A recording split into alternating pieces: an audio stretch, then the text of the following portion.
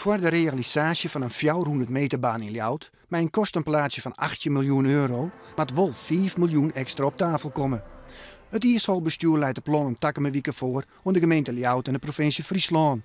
Nevens de Iershaldirectie zullen een baan als in Tialf, de Frieske Haardstad, een soort extra beziekers opsmieten.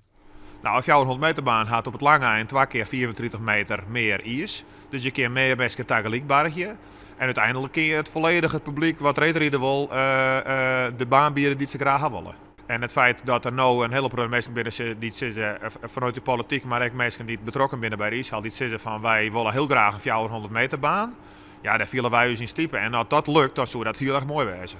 Want de directie van de Ljouwerter Iershal krijgt mij dit initiatief ex-type van het gewest Friesland van de KNSB.